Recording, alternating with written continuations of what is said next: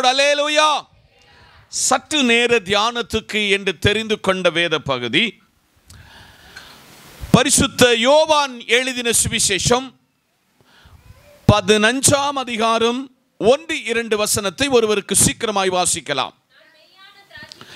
நான் மெய்யான திராட்சை செடி, என் பிதா திராட்சை தோட்டக்காரர், என்னில் கனி கொடாதிருக்கிற கொடி எதுவோ அதை அவர் அறுத்து போடுகிறார். கனி கொடுக்கிற கொடி எதுவோ அது அதிக கனிகளை கொடுக்கும்படி அவர் அதை சுத்தம் பண்ணுகிறார். கண்களை மூடுவோம், ஜெபிப்போம். சர்வ வல்லமையுள்ள எங்கள் நல்ல பிதாவே, வார்த்தை உம்முடையது. வார்த்தையின் மறைப்பொருளை பரிசுத்த ஆவியானவர் வெளிப்படுத்தி தாரும். சுயமாய் எந்த வார்த்தையும் அடியின் நாவில் வந்து விடாதபடிக்கு அடியின் நாவை மறைத்து பொறுப்பெடுத்து கர்த்தர் பேசும். ஜனத்திற்கு ஒரு விடுதலையான வார்த்தையாய் இந்த வார்த்தை மாறட்டும். இயேசுவின் நாமத்தில் பிதாவே, ஆமென். நிலைத்திருங்கள். சொல்லுங்க, பக்கத்தில் கையை பிடிச்சு சொல்லுங்க, நிலைத்திருங்கள். சத்தம் போட்டு நிலைத்திருங்கள். கையை பிடிச்சு சொல்லுங்க, நிலைத்திருங்கள், நிலைத்திருங்கள். சோத்திரம். நம்ம வாசித்த வசனம் எல்லாருக்கும், நம்ம சர்ச்சில் ரட்சிக்கப்பட்டதுலேருந்து இன்னைக்கு வர இந்த போர்ஷன் தெரியாதவங்க யாருமே இருக்க மாட்டீங்க. இப்போ உங்களை எல்லாரையும் ஒரு திராட்சை தோட்டத்துக்குள்ளே அழைத்து செல்ல போகிறேன். அல்லேலூயா. விசுவாசி, இங்கே தான் இருக்க போறீங்க.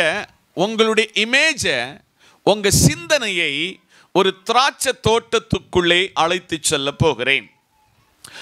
இந்த வேத பகுதியை உங்களுக்கு விளக்கினால் மாத்திரம்தான் நான் இன்னைக்கு ஒரு 5 காரியங்களை நிலைத்திருக்க வேண்டும் என்ற நிலையை உங்களுக்கு கைமாறி கொடுக்க போகிறேன். இந்த வசனத்தை நான் சொல்லும் பொழுது நீங்கள் உள்வாங்கினா மாத்திரம்தான் இன்னைக்கு இந்த வசனம் உங்களுக்குள்ளே கிரியை செய்யும். அப்போ இப்போ நம்ம எல்லாரும் எங்க போறோம்? ஒரு திராட்சை தோட்டத்துக்குள்ளே பிரவேசிக்க போகிறோம்.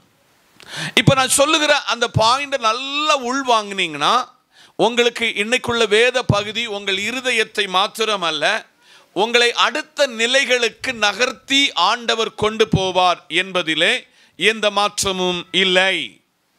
வாசித்த 1ஆம் வசனம் என்ன சொல்லுகிறது என்றால், அந்த வசனத்தை வாசிங்க. நான் மெய்யான திராட்சை செடி.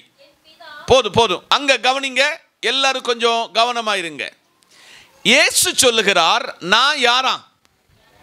மெய்யான திராட்சை செடி. அப்ப இப்போ நம்ம இருக்கிறது எங்க இருக்கோம்? திராட்சை தோட்டத்துக்குள்ள இருக்கிறோம். இயேசு சொல்லுகிறார், நான் மெய்யான திராட்சை செடி. நீங்க திராட்சை செடி தோட்டத்துக்குள்ள நீங்க போனீங்கன்னா அந்த திராட்சை செடியினுடையதான தொடக்கம், அதனுடைய பிளான்டிங் பண்ணுகிற இடம் என்கிறது, நீங்க உங்க வீட்டுக்கு முன்ன ஏதோ ஒரு பாவ செடி தானாக வளர்ந்தது என்று வைத்துக் கொள்ளுங்கள். என்னது? நீங்க வித்தெல்லாம் போடல, நீங்க உங்க வீட்டில் தானா வளர்ந்துட்டுன்னு வச்சுக்காங்க. வளர்ந்த உடனே உங்களுக்கு புரிஞ்சிச்சு இது என்னது? பாவ செடி. அப்போ நீங்க எங்கேயோ இருந்து ஒரு கம்பை கொண்டு வந்து இந்த கம்பை அந்த செடிக்கு முன்ன என்ன செய்தீங்க? குத்தி வைக்கிறீங்க, நடுறீங்க. குத்தி வச்ச உடனே, நட்ட உடனே இந்த கம்பு கிட்ட நம்ம போய் பாவ செடியே நீ இதில் சுத்தி வான்னு சொல்லுவோமா? என்னைக்கா சொல்லி கொடுத்துருக்கோமா? நம்ம சொல்லி கொடுக்கல. நம்ம பிள்ளைகள்கிட்ட சொல்லி கொடுக்குறோம், புத்தி சொல்லி கொடுக்குறோம். நம்ம மனைவி கிட்ட புத்தி சொல்லி கொடுக்குறோம். ஊழியக்காரர் உங்களுக்கு புத்தி சொல்லி தராரு. இந்த பாவ செடிக்கு நம்ம யாருமே என்ன கொடுக்கல, ஒரு புத்தியும் சொல்லி கொடுக்கல. அது அழகா ஒரு மனுஷனை போல அழகா சுத்தி அது மேலே வந்து அடுத்து அது எங்கெல்லாம் போய் சேர வேண்டுமோ அது தன் பணிகளை செய்து கொண்டிருக்கிறது. இங்கதான் இருக்கிறீங்களா? அல்லேலூயா. இப்ப நம்ம எங்க இருக்கிறோம் சொல்லுங்க? திராட்சை தோட்டத்துக்குள் இருக்கிறோம். இந்த திராட்சை தோட்டத்தில் நட்ட இந்த திராட்சை செடி தான் சொந்தமா யாருடைய உதவி இல்லாமல் ஏதோ கிடைச்ச உதவிய வாங்கி அது அழகா பறந்து இப்போ அழகான என்னதான் மாறி இருக்கிறது, கொடியாக நிற்கிறது. இப்ப இயேசு சொல்லுதாரு, நானே அந்த, இப்ப வசனத்துக்குள்ள படிங்க, நானே மெய்யான திராட்சை செடி. இப்போ திராட்சை தோட்டத்தில் வந்திருக்கிற உங்களை பார்த்து கத்த சொல்லுதாரு, நீங்க காண்கிற இந்த திராட்சை செடி இயேசு கிறிஸ்து என்று உங்களுக்கு வர்ணிக்கிறார். அடுத்த பாயிண்ட் அதில் என்ன சொல்லுதுன்னு பாருங்க. என் பிதா திராட்சை தோட்டக்காரர். நம்ம இந்த விளையாட்டு காரியம், நான்லாம் சின்ன வயசுல இந்த எங்க ஊர்ல கொய்யாக்கா சீசன் வரும், அதை விட சில புதிய புதிய கனிகள் இங்கே காட்டிலும் அநேக புதிய வெரைட்டிஸ் கனிகள் எங்க ஊர்ல கூட. தோட்டக்காரன் இல்லாம இருக்கிற, காவல்காரன் இல்லாம இருக்கிற இடத்துல ஈஸியா போய் பிடுங்கிட்டு வந்துடுவோம். காவல்காரன் இருந்தால் கனிக்கு என்னது சொல்லுங்க, பாதுகாப்பு. அல்லேலூயா. காவல்காரன் இருந்தால் அந்த கனிகளுக்கெல்லாம் பாதுகாப்பு. நம்ம ஏரியா என்கிறது ஒரு மாங்காய் நிறைஞ்ச, என்னென்ன வெரைட்டியில் இருக்கிற மாங்காய் இருக்கிறதோ அந்த மாங்காய் விளைச்சல் பண்ணுகிற இடம். ஆனா மாந்தோட்டத்தில் காவல்காரன் இல்லாட்ட குத்தை கெடுத்த அவ்வளவுதான், அம்போ.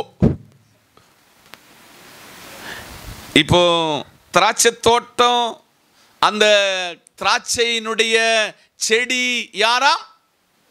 இயேசு கிறிஸ்து. காவல்காரர் பிதா. பிதா என்கிறவர் காவல் காக்காவிட்டால் இந்த திராட்சை பிளான்டிங் எல்லாமே பிரயோஜனமற்றுவிடும். நான் இப்ப இதை விளக்கின பின்புதான் இந்த 5 பாயிண்டுக்குள்ள வரணும். ரொம்ப கவனமாக உங்க சிந்தனைகளை நீங்கள் ஏகோபப்படுத்தி ஒருமனப்படுத்தி இந்த கவனிக்க வேண்டும். அடுத்த வசனம், என்னில் கனி கொடாதிருக்கிற கொடி எதுவோ அதை அவர் சோத்திரம். இப்ப பாயிண்டுக்குள்ள வரேன். நீங்க இப்ப எங்க இருக்கிறீங்க? திராட்சை தோட்டத்துக்குள்ள இருக்கிறீங்க. இப்போ மெய்யான திராட்சை செடி யாரு? இயேசு கிறிஸ்து. காவல்காரர் யாரு? அப்போ இயேசு கிறிஸ்துவில் நீங்கள் கனி கொடுக்காவிட்டால் அந்த திராட்சை செடி எல்லாம் இப்போ எங்க போயிடும்? அது அங்கிருந்து வேர் பிரித்து எரிஞ்சு நம்ம ஊர்ல வேஸ்ட்டை கொண்டு எங்க போடுவோம்? குப்பையில கொண்டு போடுவோம். அல்லேலூயா. உங்களை குப்பையில கொண்டு போடுறதுக்கு இங்க உட்கார வச்சிருக்கிறது. நீங்கள் தங்க தெருவில் உங்கள் கால்கள் பாதங்கள் படிய வேண்டும். ஆமென் சொல்லுங்க. இப்போ அடுத்த வசனத்துக்குள்ள கொண்டு போறேன். கனி கொடுக்கிற கொடி எதுவோ கரங்களை தட்டி. 2023 இங்கிருக்கிறவர்கள் அநேகர் கனி கொடுக்கவில்லை. ஏனென்றால் நீங்கள் ஒரு திராட்சை செடியாய் மாறவில்லை. நீங்கள் கிறிஸ்துவுக்குள் வளரவில்லை. உங்களுக்கு ஒரு காவல்காரன் இல்லை. இப்போ நீங்கள் கிறிஸ்துவுக்குள் இருந்தீர்கள் என்றால் என்ன கனி கொடுப்பீங்களா? முத்து வாசிச்சதுல என்ன கனி? அதிக கனி கொடுப்பீர்கள். இந்த வருஷத்துல உங்களை நல்ல கனி கொடுக்கிற ஒரு திராட்சை செடியாக பரிசுத்தாவியானவர் மாற்ற போகிறார். ஆனால் நிபந்தனை என்னவென்றால் அவரில் நிலைத்திருக்க வேண்டும். ஒரு அல்லேலூயா சொல்லுங்க. அவரில் நிலைத்திருக்க வேண்டும். நான் விரும்புகிறது நீங்க எல்லாரும் இந்த வேத வசனத்தை வாசிக்கணும். இந்த வேத வசனத்தின் பொருளை நீங்கள் எடுத்து சொல்ல வேண்டும். உங்க எல்லாருக்கும் நீங்கள் வாய்ப்பளிக்க வேண்டும். அடுத்த வசனம், நான் உங்களுக்கு சொன்ன உபதேசத்தினாலே நீங்கள் இப்பொழுதே எப்படி இருக்கீங்களா? பக்கத்தில் கையை பிடிச்சு சொல்லுங்க, நீங்க யாரா இருக்கிறீங்களா? இந்த வருஷத்துல உங்களை ஆண்டவர் சுத்தமாக்கி இருக்கிறார். நீங்க யாரா இருக்கிறீங்களா? காலையில் எழுந்திரிச்ச உடனே சுத்தமாக வந்துட்டீங்க. உங்கள் எல்லாரையும் பார்க்க சொல்ல தெரியுது 99% யாரும் செண்டெல்லாம் அடிக்காம நீங்கள் நல்லா குளிச்சு தான் உங்கள் காலை கடன்களை நிறைவேற்றி தான் வந்திருக்கிறீங்க. அல்லேலூயா. அது உங்கள் முகத்தை பார்த்தா தெரியுது. ஏன் உங்களுக்கு இதை சொல்லுகிறேன் என்றால், உங்களை இந்த ஆண்டு எப்படி ஆக்கியிருக்கிறாராம்? சுத்தமாக்கி இருக்கிறாரு. இன்னைக்கு நான் இந்த சட்டை போட்டிருக்கிறேன், இந்த ட்ரெஸ் போட்டிருக்கிறேன், இந்த இடத்துல எங்க ஒரு கரைப்பட்டால் நீங்க எவ்வளவு தூரத்தில் இருந்தாலும் இந்த கரை இருக்கிறது உங்களால் ஐடென்டிஃபிகேஷன் பண்ண முடியும். 2024 கர்த்தர் சபையை பார்த்து சொல்றாரு, நான் உன்னை சுத்தமாக்கி இருக்கிறேன். நீ இனி எங்க போகக்கூடாது? அசுத்தத்தை தேடி போகக்கூடாது. முடியல. என்னுடைய இந்த 11 வசனத்தினுடைய விளக்கம் தான் இன்னைக்கு இந்த 5 பாயிண்ட்டுக்குள்ள நீங்கள் நிலைத்திருக்க உங்களை நான் படிப்பிக்க போகிறேன். அடுத்த வசனம், என்னில் நிலைத்திருங்கள். அல்லேலூயா. தேவன் வந்தவனையும் போனவனையும் விவாக வஸ்திரத்தை கொடுக்கிறவர் அல்ல. மணவாளனுடைய அந்த கல்யாணத்தை வீட்டுக்கு கொடுக்கிறவர் அல்ல. தேவன் நிபந்தனைக்கு உட்பட்டவர். சொல்லுங்க, தேவன். இப்போ நீங்க உங்க வீடை, ஒரு புதிய வீடை கட்டுவதற்கு ஒரு கான்ட்ராக்ட் பேசிக்ல ஒருவர்கிட்ட ஒப்பந்தம் பண்ணுகிறீர்கள் என்று வைத்துக் கொள்ளுங்கள். அப்போ ஒப்பந்ததாரரோடு ஒப்பந்தம் பண்ணக்கூடியவர்கள் சொல்லுகிற காரியம், நீங்க சதுரடிக்கு இவ்வளவு ரூபாய், இது இத்தனை நாள் கொண்டு என் கையில இந்த வீட்டை முடிச்சு கொடுத்துடணும், இதுக்கு இதனுடைய வேலை கூலியாக இவ்வளவு ரூபாய் தருகிறேன் என்று ஒப்பந்தம் பண்ணுகிறீர்கள். இப்போ ஒப்பந்தம் பண்ணி அந்த வேலை முடியணும்னா நீங்க என்ன செய்யணும்? ஒப்பந்தத்தின் அடிப்படையில் இந்த பணத்தை கைமாறி கொடுக்கணும். அந்த கைமாறி கொடுக்கிற நாளில் இந்த டேட்ல அவர் கீ நம்ம கையில் என்ன தரணும். இதுக்கு பேர் தான் ஒப்பந்தம். இப்போ இயேசு கிறிஸ்து, நான் மெய்யான திராட்சை செடி, என் பிதாவாகிய தேவன் உங்க ஆவிக்குரிய வாழ்க்கைக்கு காவல்காரன்.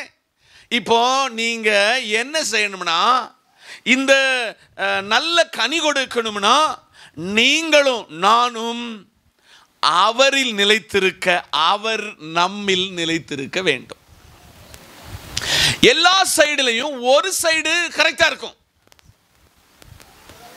நல்ல ஜெபம் பண்ணுவோம், நல்ல ஆராதிப்போம், நல்ல சத்தத்தை கேட்போம். ஆனால் இது அவர் ஏற்றுக்கொள்கிறாரா, ஏற்றுக்கொள்ளத்தக்க விதத்தில் நம்ம வாழ்க்கை மாறுகிறதா என்ற கேள்விக்கு ஆன்சர் ரொம்ப இடத்துல குறைவு. இந்த 2024 ஆண்டு ஆரம்ப காலத்தில் சபையை எப்படி சரி செய்ய விரும்புகிறார்னா, வேதம் தெளிவாய் சொல்லுகிறது, நீங்கள் என்னில் நிலைத்திருக்க வேண்டும். என்னில் நிலைத்திருப்பது என்பது ஆராதனையோடு முடிகிறது அல்ல. ஆராதனைக்கூடிய வேத வசனத்தை கேட்கிறதோடு முடிந்து வருகிறது அல்ல.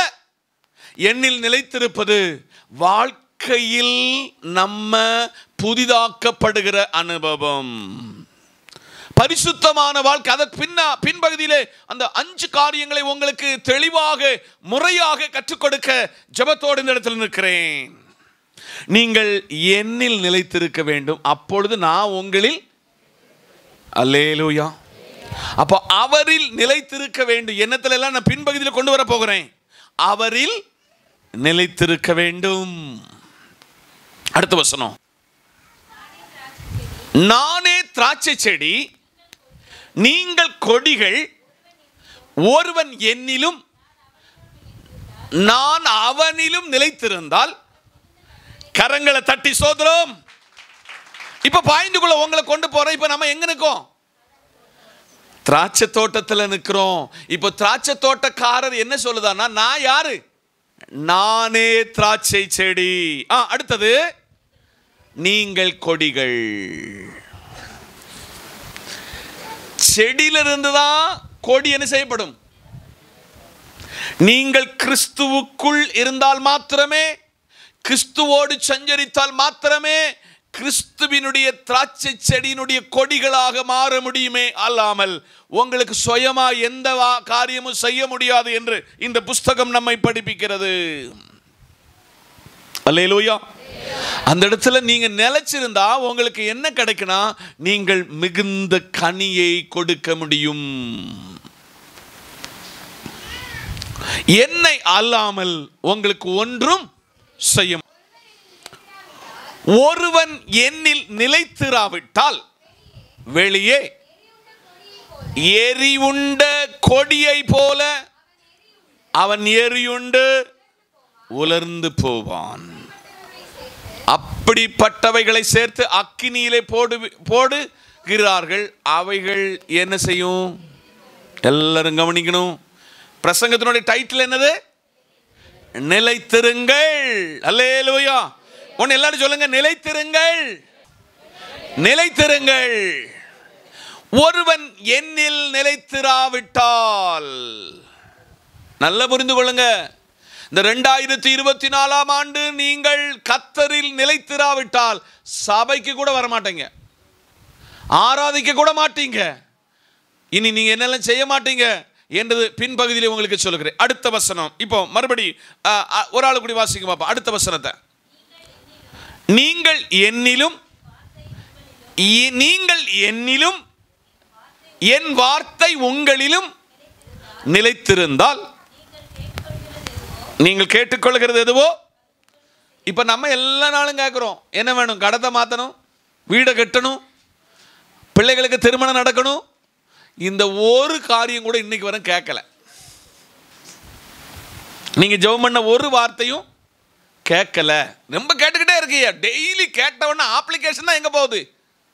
பரலோகத்துக்கு போகுது. ஆனால் ஒண்ணுக்கு என்ன வரல? பதில் வரல. இப்ப பதில் ஏன் வரலன்னு இன்னைக்கு உங்களை சொல்லிக் கொடுக்க போறேன். நீங்கள் என்னிலும் என் வார்த்தைகளிலும் நீங்க என்ன செய்யணுமா? நிலைத்திருக்கணும். இயேசு கிறிஸ்துவுக்குள், இயேசு கிறிஸ்து நமக்கு சமர்ப்பிக்கப்பட்ட தேவ வார்த்தையில் நிலைத்திருக்க வேண்டும். நீங்கள் அப்படி நிலைத்திருந்தால் நீங்கள் கேட்டுக்கொள்வது எதுவோ அது உங்களுக்கு செய்யப்படும். நம்ம பிள்ளைகளை பல நேரத்தில் வேலை ஏவோம். மக்களே, இந்த வேலையை முடிச்சு தந்தா உனக்கு ஒரு என்னது சொல்லியிருக்கோம்ல. எங்க ஊர்ல எல்லாம் இந்த விறகு, இந்த கவாத்து வெட்டுகிற சீசன் இருக்கிறது. இந்த கவாத்து வெட்டுகிற சீசன்ல எங்க பெற்றோர்கள் இவ்வளவு விறகு நம்ம நீங்க எடுத்து வச்சிருக்கீங்கன்னா இன்னைக்கு உங்களுக்கு என்ன கிடைக்கும்? போண்டா. உண்மையில வெள்ளிக்கிழமை ஆனால் எங்க ஊர்ல மணக்கிற ஒரு மணமாகும். கேண்டீன்ல இருந்து வரக்கூடிய, இங்க இருக்கிறீங்களா எஸ்டேட்ல வளர்ந்தவங்க, அந்த ஒரு சின்ன போண்டாய்க்காக அப்பா அவ்வளவு நாளும் சொல்லுது கேட்காதவன் என்ன கேட்பான்? போண்டாய்க்காக அவர் சொல்லது அப்படியே கேட்போம். பிள்ளைகளை எவ்வளவு உற்சாகப்படுத்துகிறது தெரியுமா? மக்களை, இன்னைக்கு இந்த வருஷத்தில் இவ்வளவு மார்க் எடுத்தினா உனக்கு என்ன கிடைக்கும்? நான் உனக்கு ஒரு செயின் வாங்கி தரேன். உனக்கு ஒரு செயின், நீ விரும்புகிற ஒரு நல்ல பல்சர் பைக். உங்க பிள்ளைகள் உங்களுக்கு கீழ்ப்படியணும்னு சொன்னா இவ்வளவு செய்கிறீங்களே. கர்த்தர் சொல்லுகிறாரு, நீ என்னில் நிலைத்திருந்தால், என் வசனத்தை கை கொண்டால், நீ எதெல்லாம் கேட்கையோ அதெல்லாம் நான் உனக்கு தருவேன். ஒரு அல்லேலூயா சொல்லுங்க, ஒரு கரங்களை தட்டுங்க. இதை சபைய ஆண்டவர் பிராக்டிக்கல் செய்ய பண்ண சொல்ல ஆண்டவர் விரும்புகிறார். நீங்கள் மிகுந்த என்ன கொடுக்கணுமா? கனி கொடுக்கணும். 9ஆம் வசனத்தை, பிதா என்னில் அன்பா இருக்கிறது போல அன்பாகவே இருக்கிறேன். பிதா இயேசு கிறிஸ்து சொல்லுகிறார், பிதா என்னில் என்ன செய்துகிட்டு இருக்கிறாரா? அன்பா இருக்கிறார். எப்போ எப்போ எப்போ இயேசு கிறிஸ்துவை பிதா பார்க்கிறாரோ அப்ப எல்லாம் இயேசு கிறிஸ்துவை பார்த்து ஒரு தட்டி கொடுத்து, நீ செய்கிற வேலை சூப்பர் வேலை. ஆமா சொல்லுங்க. நீ கானாவூர்ல செய்த வேலை பெரிய வேலை. இப்போ இந்த ஊழியம் ஸ்டார்ட் ஆகி இருக்கிறது, இந்த ஊழியம் தொடங்கி இருக்கிறது, இந்த ஊழியம் சூப்பர். ஆமென். இப்போ நான் ஏன் உங்களை எல்லாரும் இப்படி உற்சாகப்படுத்தி தட்டி கொடுத்து போறேன்னு சொன்னா, என்னோடு முடிகிறது அல்ல இந்த ஊழியம். எனக்கு பின்பு அடுத்த ஒரு தலைமுறையை நான் உருவாக்குகிறேன். நான் உங்களை தட்டி கொடுக்க வேண்டிய இடத்துல, கண்டிக்க வேண்டிய இடத்துல, சிட்சிக்க வேண்டிய இடத்துல, முகம் சுளிக்க வேண்டிய இடத்துல, கோபப்பட வேண்டிய இடத்துல நான் கோபப்பட்டாலும் அடுத்து எனக்கு ஒரு அன்பான முகம் இருக்கிறது. இந்த முகம் என்னத்துக்குனா, என் பிதாவாகிய தேவன் தம்முடைய குமாரனை பார்த்து நான் உன்னில் அன்பா இருக்கிறேன், நீயும் யாரா இருக்கணும்? அன்பா இருக்க வேண்டும். ஆமென் சொல்லுங்க. நம்ம வீட்டில் எப்பவும் சண்டையே நடந்த ஒன்று நினச்சி பாருங்க. எப்போ பார்த்தாலும், எதுக்கு பார்த்தாலும் எரிஞ்சு விழுந்து கோபப்பட்டு சண்டை வந்தா அந்த வீடினுடைய நிலைமை ஒன்று நினச்சி பாருங்க. அல்லேலூயா. இன்னைக்கு எல்லா வீட்லையும் சண்டை இருக்கு தெரியுமா உங்களுக்கு? ராஜன் பாஸ் வீட்லையும் சண்டை நடக்கும், உண்மை சொல்லுதேன். ஆனால் அந்த சண்டை 3 நிமிஷத்துக்குள்ள அது மாறிடும். இந்த நல்ல காலையிலே பிதா தன்னுடைய குமாரனுக்கு வச்சிருக்கிற மாடல் என்னன்னு தெரியுமா? நான் உன் மேல அன்பாகவே இருக்கிறேன், நீ யாரா இருக்கணும்? சொல்லுங்க. இயேசு அன்பாகவே இருக்கிறார். சொல்லுங்க. பக்கத்தில் கையை பிடிச்சு சொல்லுங்க, இயேசு அன்பாகவே இருக்கிறார். இப்ப பாயிண்ட்குள்ள வரணும். இப்ப பிரசங்கத்துக்குள்ள போகல, இப்ப முகவரை ஓடிக்கிட்டு இருக்கு. என்ன ஓடி இருக்கிறது? முகவரை தான் ஓடிக்கிட்டு இருக்கு. அடுத்து 10ஆம் வசனம், நான் என் பிதாவில் கற்பனைகளை கை கொண்டு. எல்லாரும் புரியுங்க.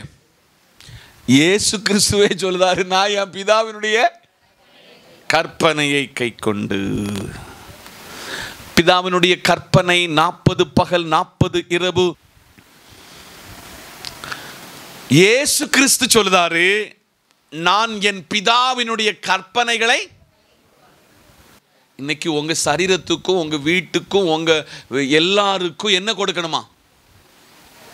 சத்தம் இல்லையே, ஓய்வு கொடுக்கணும். ஆமென் சொல்லுங்க.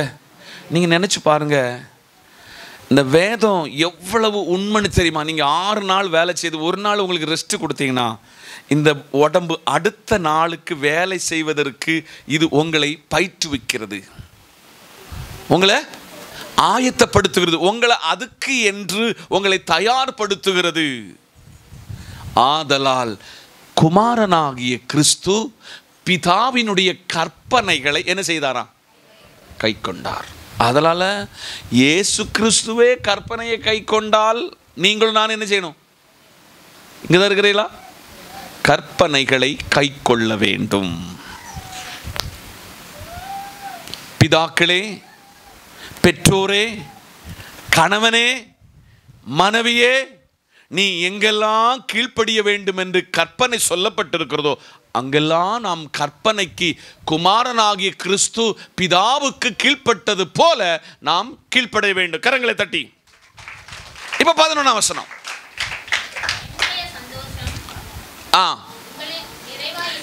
என்னுடைய சந்தோஷம் உங்களில் நிலைத்திருக்கும்படி, உங்கள் சந்தோஷம் நிறைவாயிருக்கும்படி இவைகளை உங்களுக்கு சொன்னேன். கரங்களை தட்டி, கரங்களை தட்டி சோதரம். இப்ப எல்லாரும் பாயிண்ட நல்லா பிடிச்சுக்காங்க. என்னுடைய சந்தோஷம் உங்களில் நிலைத்திருக்க வேண்டும். யாருடைய சந்தோஷம்? கிறிஸ்துவினுடைய சந்தோஷம் உங்களில் நிலைத்திருக்க வேண்டும். கிறிஸ்துவினுடைய சந்தோஷம் உங்களுக்குள் நிலைத்திருக்க வேண்டும் என்றால் கிறிஸ்து உங்க உள்ளத்தில் பிறந்திருக்க வேண்டும். அப்போஸ்தலனாகிய பவுல் சொல்லுகிறார், கிறிஸ்து என் உள்ளத்தில் உருவாகும் அளவும் நான் கற்ப வேதனை படுகிறேன். அல்லேலூயா. இங்கதான் இருக்கிறீங்களா? இவ்வளவு நாள் நீங்க படிச்ச இந்த யோவான் 15 போல இன்னைக்கு நீங்க படிக்கல. இன்னைக்கு உங்களுக்கு ஒரு புதிய வெளிப்பாடை தந்திருக்கிறாரு. ஒரு டிரான்ஸ்ஃபர்மேஷனை கர்த்தர் உங்களுக்கு தந்திருக்கிறாரு. இன்னைக்கு இதுல 5 காரியங்களை உங்களை படிப்பிக்க போகிறேன். அதை நீங்க கவனமாக கேட்க வேண்டும். இப்ப 2 வசனத்தை நான் சொல்லுவேன். அந்த வசனத்தை நீங்க எல்லாரும் அண்டர்லைன் பண்ணணும், இதை படிக்கணும், இதை தியானம் பண்ண வேண்டும். மத்தேயு 24:13. மத்தேயு 24:13. முடிவு பரியந்தம் நிலை நிற்பவனே ரட்சிக்கப்படுவான். நிலைத்திருங்கள். மறந்துடக்கூடாது. என்னது? நிலைத்திருங்கள். முடிவு பரியந்தமும் யார் ஒருவன் நிலைத்திருக்கிறானோ அவனுக்கு மட்டும்தான் ரட்சிப்பு. போன வருஷம் ஜெபம் இருந்துச்சு. முடிவு பரியந்தமும் தேவ சமூகத்தில் நிலை நிற்பவன் மட்டும்தான் ஆண்டவர் சமூகத்தில் ரட்சிக்கப்பட முடியும். நீங்க எல்லாம் இன்னைக்கு சொல்லுதீங்க நான் ரட்சிக்கப்பட்டுட்டேன். இல்லை சகோதரா, இந்த ரட்சிப்பு முடிவு பரியந்தம். அப்போ நான் முடிவு பரியந்தமும் என்னுடைய சாட்சியை, ரட்சிப்பை நான் காத்திருக்க வேண்டும் என்று ஆண்டவராகிய கர்த்தர் என்னில் விரும்புகிறார். இப்போ 5 காரியத்தை உங்களுக்கு படிப்பிக்க போறேன். ஆமென் சொல்லுங்க. எத்தனை காரியம்? 5 காரியம். எடுத்தவங்க வாசிங்க. 1 யோவான் 2:6. 1 யோவான் 2:6. அவருக்குள் நிலைத்திருக்கிறவன் என்று சொல்லுகிறவன் அவர் நடந்தபடியே. கரங்களை தட்டி சொல்லுங்க, கையை பக்கத்தில் பிடிச்சு சொல்லுங்க, அவர் நடந்தது போல நாமும் நடக்க வேண்டும். அல்லேலூயா. இயேசு எப்படி நடந்தாரா? நன்மை செய்கிறவராய் நடந்தார். அவர் நடந்தது போல நம்ம நடக்கணும். ஆமென் சொல்லுங்க. அவர் போய் சொன்னாரா? அவர் சண்டை போட்டாரா? அவர் கொலை செய்தாரா? அவர் விபச்சாரம் பண்ணினாரா? இல்லவே இல்லை. அடுத்து ஒருத்தன் சொல்லுதான், என்னை பின்பற்றுங்கள். என்னதான்? யாரு? தி சென்ட் பவுல் சொல்லுகிறார், என்னை பின்பற்றுங்கள். இப்ப நிலைச்சிருக்கிறேன். இப்ப நம்ம எங்க இருக்கிறோம்? ஒரு திராட்சை தோட்டத்துக்குள்ள இருக்கிறோம். இந்த திராட்சை தோட்டத்தில் சபையாகிய திராட்சை தோட்டத்தில் நிற்கும் பொழுது சபையை கர்த்தர் படிப்பிக்கிறார். இந்த யோவானுடைய நிருபத்திலே கர்த்தர் எழுதி கொடுக்கிறார். அவருக்குள் நிலைத்திருக்கிறேன் என்று சொல்லுகிறவன் அவர் நடந்தது போல நடக்கணும். ஆமென் சொல்லுங்க. அவர் எப்படி நடந்தாராம்? பைபிள் அவர் நன்மை செய்கிறவராகவே சுற்றி திரிந்தார். அல்லேலூயா. இப்போ எம்மாவூருக்கு, எங்க எம்மாவூருக்கு 2 பேர் சொல்லிட்டு போனோம். எப்பா இப்படி இயேசுன்னு ஒருவர் இருந்தாரு. யாரு? இயேசுன்னு. அந்த பாவம் அந்த மனுஷனை அடியா அடிச்சு சிலுவையில் அவர் உயிர் போக வரையும் விடாம அவரை அடிச்சு காயப்படுத்தி குற்றுயிராக்கி இவரை அரிமத்திய ஊரானாகிய இந்த யோசேப்புக்குள்ள கல்லறையில் கொண்டு வச்சிருக்கானே ஐயா. எவ்வளவு சங்கடம். அப்படி தங்கள் குமரர்களை அவர்கள் பேசிக்கொண்டிருக்கும் பொழுது இந்த எம்மாவூருக்கு 2 பேரு கூட ஒருவர் என்ன செய்தாரு? பிரயாணிக்கிறார். ஆமென் சொல்லுங்க. எப்படி போறாரு? பிரயாணிக்கிறார். அப்போ பிரயாணித்து ராத்திரி இருட்டுச்சு. ராத்திரியில் இவங்க கூப்பிட்டுட்டு யார் வீட்டுக்கு போயிட்டாங்க? ஆனா இயேசு கிறிஸ்து என்று அவர்களுக்கு தெரியவில்லை. நம்ம ஊர்ல ஒரு பழமொழி சொல்லுவாங்க, நிறைக்குடம் என்ன செய்யாதான்? தழும்பாது சோத்திரம். இந்த நல்ல நாளிலே அவர் அப்பத்தை எடுத்து பிட்கும் பொழுது எம்மாவூருக்கு போன சகோதரங்களுக்கு ஒன்று வெளிப்பட்டுச்சியிலே, நம்ம இவ்வளவு நேரம் பேசிட்டு வந்தது யாரு? உலகத்தான் அல்ல, இயேசு.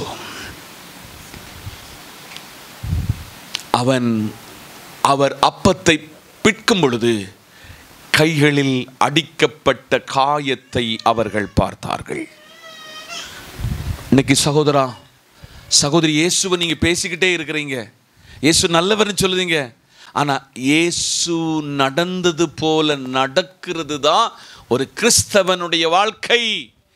அதுதான் கிறிஸ்தவம், அதுதான் கிறிஸ்டியானிட்டி என்று படிப்பிக்கிற ஒரே புத்தகம் இந்த புஸ்தகம். ஒன்று, இந்த நாளிலே நாம் அவர் நடந்தது போல அவரில் நடந்து கொள்வதற்கு அவரில் ஒன்றாவது நிலைத்து நிற்க வேண்டும். இங்கதான் இருக்கிறீங்களா? இந்த காலையிலே பரிசுத்த ஆவியானவர் சபையோடு பேசுகிறார். நீங்கள் அவர் நடந்தது போல அவரில் நிலைத்திருந்து அவரை போல அவருக்குள் நிலைத்திருக்க இந்த காலையிலே பரிசுத்த ஆவியானவர் அழைக்கிறார். கரங்களை தட்டி சோதரம் பண்ணுவோம். 1 யோவான் 2ஆம் அதிகாரம் 28ஆம் வசனம்.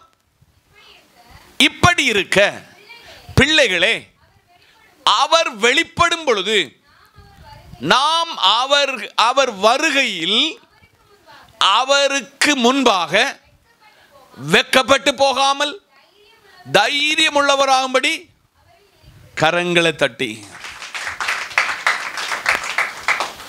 வருஷத்தில் 52 ஞாயிற்றுக்கிழமை, 52 ஞாயிற்றுக்கிழமையும் நம்ம எல்லாரும் எங்க உண்டு? சர்ச்சில் உண்டு, ஆராதனை உண்டு, கொயர் பிராக்டிஸில் உண்டு, நாடகத்தில் உண்டு, நடனத்தில் உண்டு, குரூப் டான்ஸில் உண்டு, குரூப் கொயரில் உண்டு. ரொம்ப சந்தோஷம். 2, அவர் வரும் காலத்தில், எப்படியா? அவர் வெளிப்படும் காலத்தில் சபையானது அவருக்கு முன்பதாக என்ன செய்து கொண்டிருக்கூடாதான்? வெட்கப்பட்டு போயிடக்கூடாது. தைரியம் உள்ளவர்களாகும்படி அவரில் நிலைத்திருக்க வேண்டும். சர்ச்சுக்கு வர சொல்ல உங்க சுபாவம் ஒன்று, வேலைக்கு போகிற இடத்துல உங்க சுபாவம் ஒன்று, உங்க வீட்டில் ஒரு சுபாவம். அதை கர்த்தர் விரும்பவில்லை. சபையே, இந்த காலையிலே நீங்கள் வீட்டிலிருந்து புறப்பட்டு இங்க வர சொல்ல அநேக கண்கள், நான் சொன்னோம்னா 1000 கண்கள் உங்களை பார்த்திருக்கிறது. அந்த 1000 கண்களை திருப்திப்படுத்த முடியாவிட்டாலும் நம் சரீரத்தை ஒடுக்கி, வாயை ஒடுக்கி, கண்ணை கண்ட்ரோல் பண்ணி, செவியை கண்ட்ரோல் பண்ணி, கையை கண்ட்ரோல் பண்ணி, காலை கண்ட்ரோல் பண்ணி, கடைசி வரியந்தமும் அவருக்குள் வெட்கப்பட்டு போகாதபடிக்கு தைரியமுள்ளவராகும்படி அவரில் நிலைத்திருக்க வேண்டும். ரொம்ப பிரதானமானது. பிரசங்கத்தினுடைய டைட்டில் என்னது? நிலைத்திருங்கள். 2, அவர் வெளிப்பட போகிறார். அந்த காலத்தில் நம்மளை ஆண்டவர் சொல்லிவிடக்கூடாது, உன்னை அறியேன் என்று சொல்லிவிடக்கூடாது. உன்னை அறியேன் என்று சொல்லிவிடாதபடிக்கு நம்முடைய ஆவி, ஆத்துமா, சரீரத்தை அவர் கண்ட்ரோலில் நம்ம வைத்திருந்து அவர் வெளிப்படும் நாளில் தைரியமா, நான் பரிசுத்தமா வாழ்ந்தையா, நான் உண்மையுள்ளவனா வாழ்ந்தேன், மற்றவங்க யாரும் என்னை விரல் சூண்டி விடாதபடிக்கு என்னை காத்து கொண்டேன்.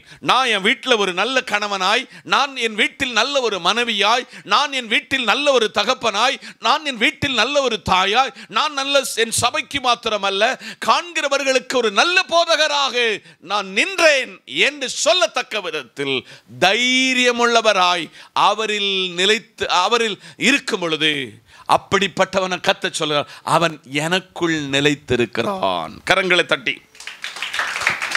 3வது 1 யோவான் 3ஆம் அதிகாரம் 6ஆம் வசனம். அவரில் நிலைத்திருக்கிற எவனும் பாவம் செய்கிறதில்லை, பாவம் செய்கிற எவனும் அவரை காணவும் இல்லை, அவரை அறியவும் இல்லை. 3, பாவம் செய்கிற ஒருவன் அவருக்குள் நிலைத்திருக்க முடியாது. பிரசங்க தலைப்பு என்ன? அவரில் நிலைத்திருங்கள். நிலைத்திருங்கள். அவரில் நிலைத்திருக்கிற எவனும் என்ன செய்ய மாட்டானா? ஆனால் நம்ம பாவம் பல நேரத்தில் ஆளுகை செய்கிறதே. பாவம் நம்மை கேன்சரை போல, ஒரு புற்றுநோயை போல அரிச்சுக்கிட்டு இருக்கே. என்ன காரணம்னா நம்ம அவரில் நிலைத்திருக்கவில்லை. பல நேரத்தில் நம்ம ஒரு வாசகத்தை பயன்படுத்துவோம். என்ன வாசகம்னா, நான் பழைய ஆளா இருந்தா, என்னது பழைய ஆளா இருந்தா, சகோதரா சகோதரி, இந்த பைபிள் 2024 சபையை படிப்பிக்கிறது அவரில் என்ன செய்யணுமா? நிலைத்திருக்க வேண்டும். 3வது பரிசுத்த ஆவியானவர் உங்களை பார்த்து என்ன பார்த்து சொல்லுகிறாரு?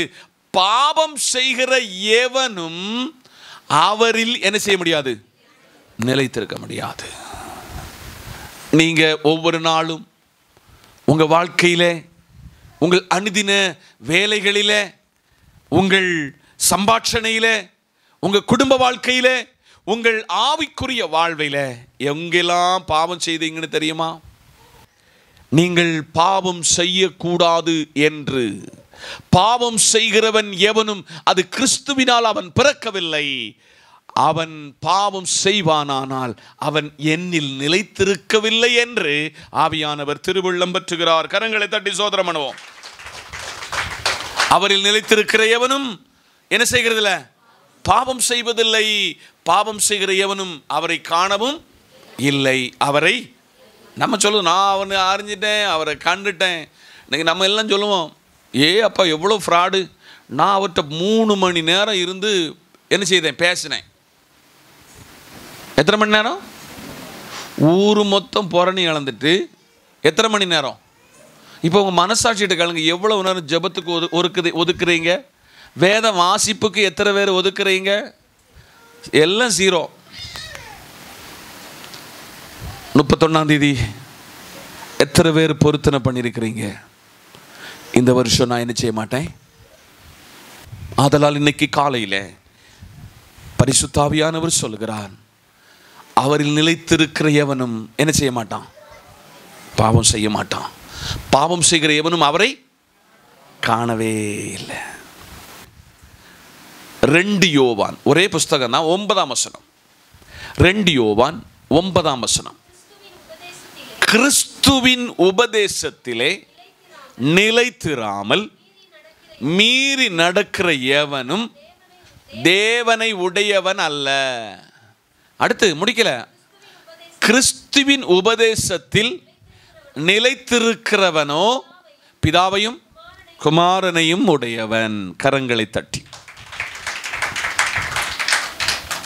கொஞ்சம் என் கூட பயணிக்கலாமா?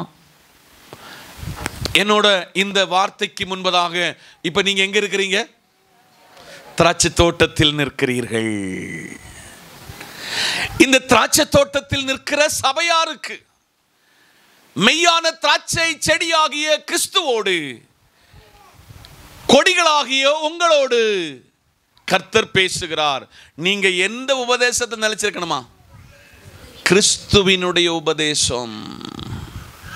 கிறிஸ்துவினுடைய உபதேசம் என்ன? ஒருவனை வலது கன்னத்தில் அடிச்சு கொடுத்தா அல்லேலூயா.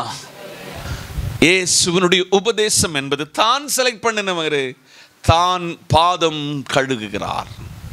உங்களில் முதன்மையாக விரும்புகிறவன் யாரா மாறணும்? இப்போ உங்களுக்கு எல்லாம் ஒரு ஆசை வந்திருக்கும், ராஜன் பாஸ்டர் மாதிரி இந்த இடத்துல பேசணும். நான் சொல்லுதேன், ராஜன் பாஸ்டரை விட பெரிய ஒரு ஸ்டேஜில் கொண்டு உங்களை நிறுத்துவார். உங்களுக்கு விசுவாசம் இருக்கா? ஒன்று ட்ரை பண்ணி பாருங்க. இதை விட அங்கீகாரம் கர்த்தர் உங்களுக்கு தருவார். இதை விட அங்கீகாரம் உங்களை தேடி வரும். ஆனால் அங்கீகாரம் தேடி வரணும்னா அவருடைய உபதேசத்தில் என்ன செய்யணும்? நிலைத்திருக்க வேண்டும். மீறி எவெல்லாம் நடக்கிறானோ அவன் யாரை உடையவன் அல்ல, தேவனை உடையவன் அல்ல.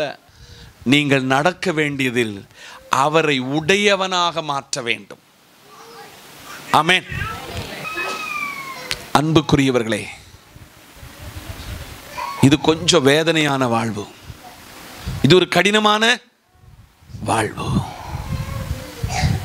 இன்னைக்கு நமக்கெல்லாம் கம்ப்ளைண்ட், இந்த சர்ச்சுக்கு போனோம் என்ன கிடைச்சிச்சு, இந்த சர்ச்சுக்கு போனோம் என்ன கிடைச்சிச்சு. இந்த சர்ச்சு உங்களை அடுத்த நிலையில் உங்களை நகர்த்தி கொண்டு போய் கொண்டிருக்கிறது. அதை ஃபாலோ பண்ணுகிறவங்கன்னா அடுத்த நகர்வு உங்களை தேடி வரும். கிறிஸ்துவின் உபதேசத்தில் நிலைத்திராமல் மீறி நடக்கிற எவனும் தேவனுடையவன் அல்ல. கிறிஸ்துவின் உபதேசத்தில் நிலைத்திருக்கிற வீட்டில் குடும்ப ஜெபம் நடக்கும். உங்க வீட்டில் குடும்ப ஜெபம் நடந்தால், உங்க வீட்டில் ஜெபம் நடந்தால் உங்க பிள்ளை ஜெபிக்கும். ஆமென். உங்க வீட்டில் நீங்க போய் சொன்னா யார் போய் சொல்லும்? சூப்பர். அல்லேலூயா, அல்லேலூயா. இந்த நல்ல நாளிலே சபையே, விசுவாச குடும்பமே, நீங்கள் 4வது அவர் உபதேசத்தில் நிலைத்திருக்க வேண்டும். அவர் உபதேசத்தில் நிலைத்திருக்க வேண்டும். நான் இந்த இவ்வளவு முகவுரை சொன்னதுனால தான் இவ்வளோ நேரம் எடுத்தது எனக்கு நல்லா தெரியும். நான் இது இவ்வளோ சொல்லாட்ட இந்த விஷயம் உங்கள் மண்டையில் இது வந்து சீக்கிரத்தில் எளிதில் புரிந்து கொள்ள முடியாததுனால நான் இவ்வளவு உங்களை இழுத்து கொண்டு போயிருக்கிறேன். இன்னைக்கு காலையில் பரிசுத்த ஆவியானவர் கிறிஸ்துவின் உபதேசத்தில் நிலைத்திருக்க வேண்டும். ஆமென் சொல்லுங்க. எவ்வளவு ஊழியத்தில் பிஸி ஆனாலும் இயேசுவை எருசலேமில் எங்கே காணலாம்? கரெக்ட், கரங்களை தட்டி. எவ்வளவுதான் ஊழியக்காரரோடு அவர் பயணித்தாலும் அவர் தனித்தார். என்ன செய்தாரா? என்ன செய்தாரு? தனித்தார். ஒரு இடத்துல சொல்லுது, அவர் ரா முழுவதும். ஆமென் சொல்லுங்க. இந்த நல்ல நாளிலே நீங்கள் கிறிஸ்துவின் உபதேசத்தில் என்ன செய்யணும்? நிலைத்திருக்க வேண்டும். கடைசியாக உங்களுக்கு ஒரு காரியத்தை, பெரிய ஒரு மறைப்பொருளை சொல்லி உங்களிடத்திலிருந்து விடைபெறப் போகிறேன். எபேசியர் 5ஆம் அதிகாரம் 26, 27. தாம் அதைத்து தம்முடைய திருவசனத்தை கொண்டு தண்ணீர் முழுக்கினால் சுத்திகரித்து பரிசுத்தமாக்குகிறதற்கு. அங்க நிக்கட்டும், எல்லாரும் கவனிங்க. 5, பரிசுத்தத்தில் நிலைத்திருக்க வேண்டும். சொல்லுங்க, கையை பிடிங்க பக்கத்துல. நீங்க பரிசுத்தத்தில் என்ன செய்யணுமா?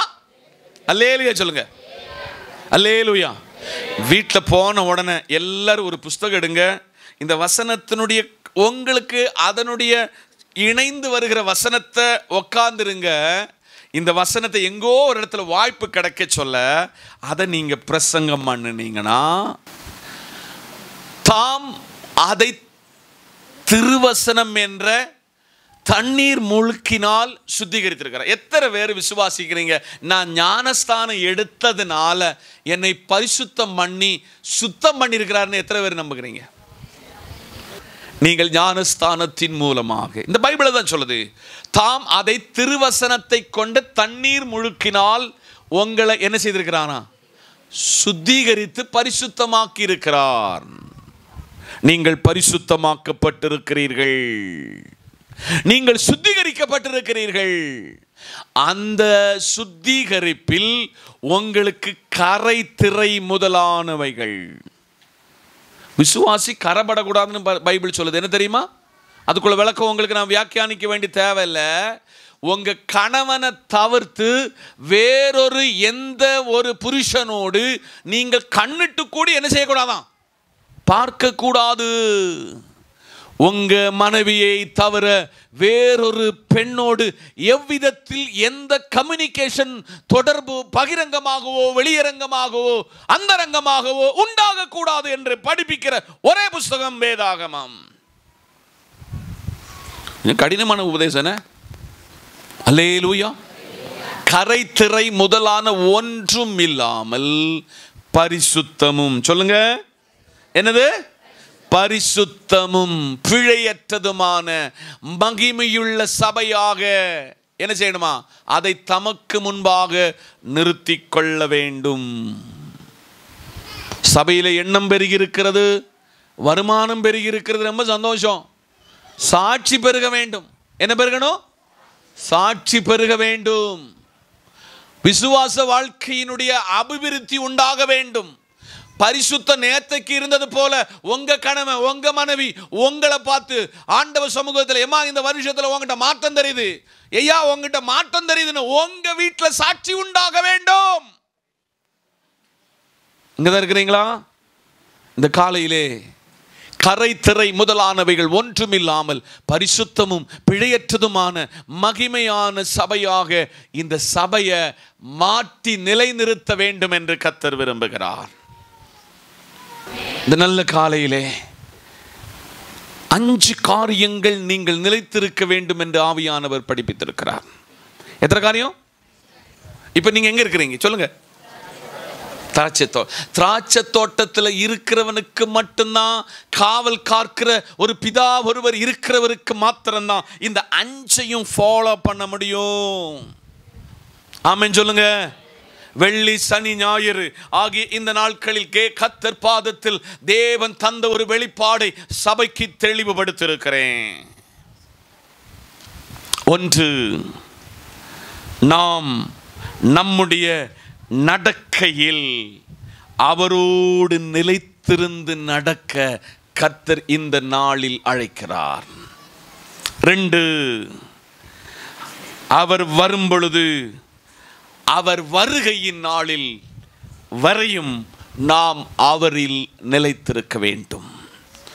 3, நம்ம பாவத்துக்கு விலகி பாவம் செய்யாமல் அவரில் நிலைத்து நிற்க வேண்டும். 4, கிறிஸ்துவினுடைய உபதேசம். கிறிஸ்துவினுடைய, உனக்கு 2 சட்டை இருந்தா ஒரு சட்டை யாருக்கு கொடுக்கணுமா? இல்லாதவனுக்கு கொடுக்க வேண்டும். அல்லேலூயா. கடைசியாக நாம் பரிசுத்தத்தில் நிலைத்திருக்க வேண்டும். எவ்வளவு பெரிய ஒரு ஆழமான ரகசியத்தை பரிசுத்த ஆவியானவர் உங்களுக்கு கைமாறி கொடுத்திருக்கிறார். இந்த வார்த்தைக்கு நேராக உங்கள் சிந்தனைகளை ஒருமுகப்படுத்துங்க, உங்கள் எண்ணங்களை ஒருமுகப்படுத்துங்க. நீங்கள் காலையில் இன்னைக்கு ஆராதனைக்கு போனால் காரு தருவார், பைக்கு தருவார், வண்டி தருவார். இன்னைக்கு ஆறுதலான வசனம் கிடைக்கணும்னு சொல்லி வந்தவங்களை உங்களை உருவாக்கி இருக்கிறாரு. உங்களை என்ன செய்திருக்கிறாரு? உருவாக்கி இருக்கிறாரு. நீங்கள் உருவாக்கப்பட்டிருக்கிறீர்கள். நீங்கள் நிலைத்திருக்க பண்ண ஆண்டவர் ஆழமான சத்தியத்தை சொல்லி இருக்கிறார். நாம் இருக்கிற இடத்துல ஒரு நிமிடம் மௌனமாக ஆண்டவர் சமூகத்தில் ஒன்று கேட்போமா? ஆண்டவரே, நான் உங்களில் நிலைத்திருக்கிறேனா? இந்த வருஷம் ரொம்ப காரியங்களை பொருத்தனை பண்ணியிருக்கிறேன். இந்த 12-13 நாட்களிலே இந்த வார்த்தைக்கு நான் நிலைத்திருக்கிறேனா என்று என்னை ஒன்று சோதிக்கிற நேரம். வாயை திறந்து சொல்லுங்க, என்னை ஒன்று சோதிக்கிற நேரம். என் நடக்கையில் நான் அவரோடு நிலைத்திருக்கிறேனா? அவர் நடந்தது போல நான் நடந்திருக்கிறேன். ஆண்டவரே, சோதித்து பாருங்கள். ஆண்டவரே, அவர் வரும் வரையும் அவரில் நிலைத்திருக்க எனக்கு கிருபை தாரும். அவர் வரும் வரையும் என் பாவத்தில் விழுந்து போகாதபடிக்கு பரிசுத்தமாய் வாழ்வதற்கு என்னை அர்ப்பணிக்கிறேன். கர்த்தாவே, உம்முடைய உபதேசத்தில் நிலைத்திருக்க கர்த்தர் கிருபை தாரும். அப்பா, பரிசுத்தத்தை காத்துக்கொள்ள கிருபை தாரும். நான் உங்களுக்காக ஜெபிக்க போகிறேன். பரலோகத்தின் நல்ல ஆண்டவரே, நல்ல வார்த்தையை அனுப்பினீரே, வார்த்தையினுடைய மறைப்பொருளை வெளிப்படுத்தி தந்தீரே, அதற்காய் ஸ்தோத்திரம். இப்பொழுது பிரிகிறோம். நேசக்கரம் எங்களோடு இருக்கட்டும். துதியும் கனமும் மகிமையும் எல்லாம் உமக்கு ஒருவருக்கே. இயேசுவின் நாமத்தில் ஜெபிக்கிறோம் நல்ல பிதாவே, ஆமென். ஆசீர்வாதம் நம்முடைய கர்த்தரும் இரட்சகரும் மீட்பருமாயிருக்கிற இயேசு கிறிஸ்துவின் கிருபை, பிதாவின் அன்பு, பரிசுத்த ஆவியின் ஐக்கியமும் நாம் அனைவரோடும் கேட்ட திருவார்த்தையோடும் சகல பரிசுத்தவான்களோடும் தேவ கிருபை இன்னும் நிலைத்திருப்பதாக. ஆமென். சேர்ந்து சொல்லுங்க, என் ஆத்துமாவே கர்த்தரை ஸ்தோத்திரி, என் முழு உள்ளமே பரிசுத்த நாமத்தை ஸ்தோத்திரி. என் ஆத்துமாவே கர்த்தரை ஸ்தோத்திரி, கர்த்தர் செய்த சகல உபகாரங்களையும் மறவாதே. ஆமென். நமக்கு ஜெயந்த கத்துக்கு நன்றி சொல்ல. அல்லேலூயா, அல்லேலூயா, அல்லேலூயா.